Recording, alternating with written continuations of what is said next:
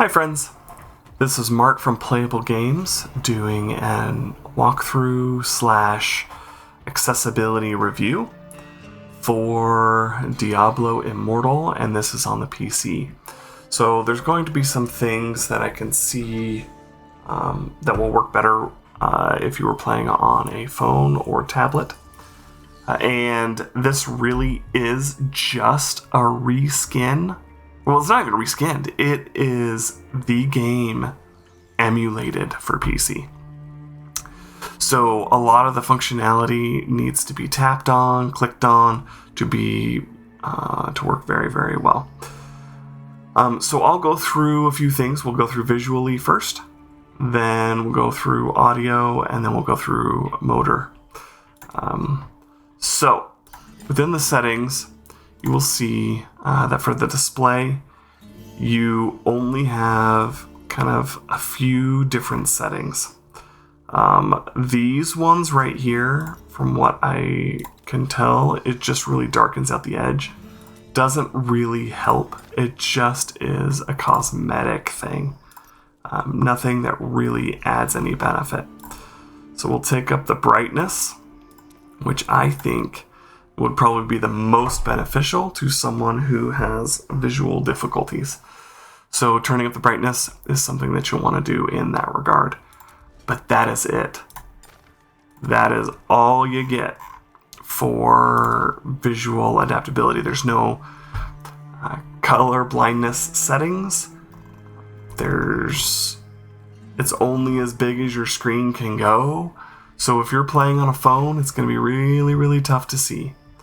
As far as the lettering and things, I have turned those all the way up, as big as I can go, and as far as the world is concerned. So within the game, as far as the chat is concerned, you can choose what you want narrated. So when I go through and I want the chat size larger, I notice no difference here. The difference comes in the side panel when you're chatting with friends.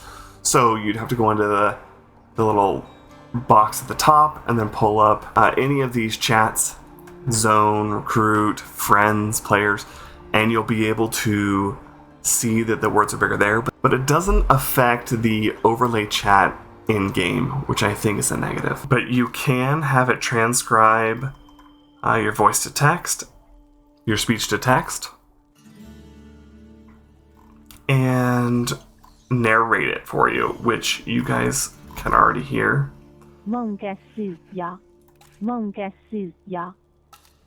So we have what is going on and being said. And it's not... It is definitely computerized. I don't think it's super amazing. But it's there. Facing this is okay, cool, equal sign, thanks. And right there, you can see that instead of doing the smiley face, it just said equal sign, didn't even have the close parentheses to kind of even indicate that. So as far as audio is concerned, it does, and it's attempting to do a decent job. I don't think it's necessarily landing. Let's check and see how well it does with the text-to-speech. Hi guys, it's good to see you all. Mic disabled. It just says, hi guys, it is good to see you all. So it works. The speech-to-text actually works fairly well. So that is a good thing for it. Alright guys, so how does Diablo Immortal do with visual accessibility? I'm going to rate it 7 out of 10. Now this is a hard 7 out of 10 to rate. Yes, it does have the narrating of the chat, which is really, really helpful and nice. But there's no color blindness settings. It's all dark. The only real change you can make to the visuals is just turning up the brightness. It does lack a lot. For the auditory playability, I'm going to give it a 6 out of 10.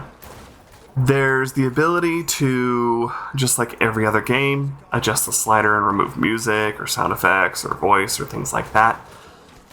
And it does have the ability to change the text size, but it doesn't affect the text within the game and the overlay chat from the main game.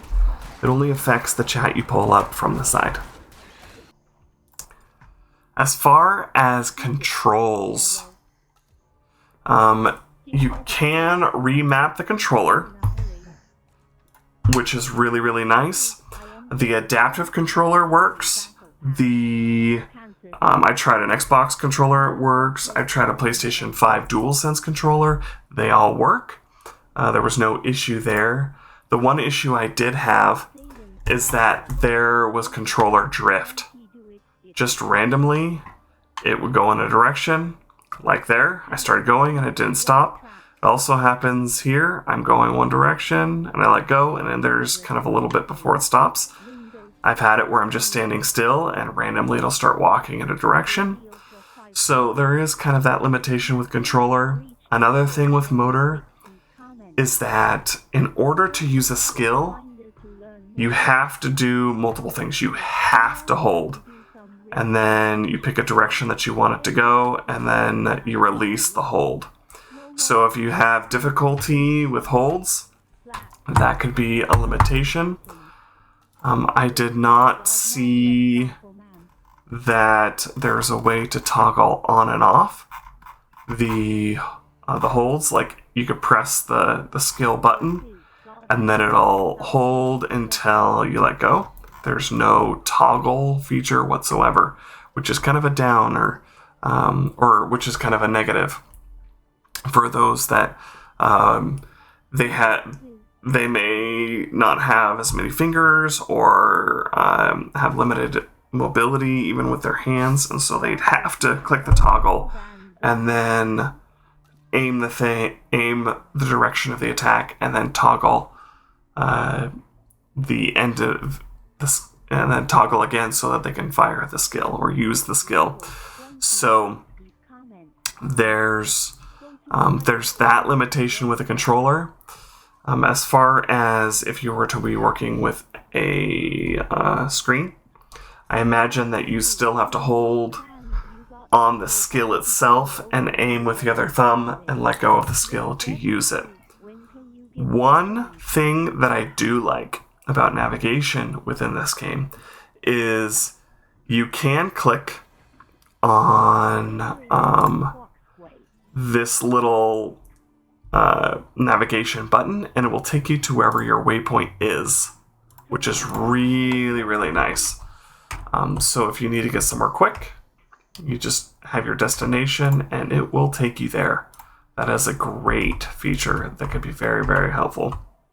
So you don't have to sit there and try to hold on the screen or hold the keys to navigate. Now, granted, with all Diablo games, if you're playing on the PC, you can click to move, as well as hold shift to hold still as you're doing your attack. But once again, you have to hold shift. You can't just toggle it and then aim and shoot. So lots of mobility, accessibility that's not there. Where this game does excel, really, is that audio. That's where they spent most of their time on their accessibility, is that audio. All the other features, not quite there just yet. Alright guys, so as far as physical and mental playability of this game, I'm going to give it a 6 out of 10. And they attempted and tried to make sure that you can use and remap keyboard and a controller to your needs. Various controllers work. But what we ended up with is I had controller drift on all 3 of the controllers I tried. Plus, the lack of being able to toggle can limit some people from being able to properly use skills within the game.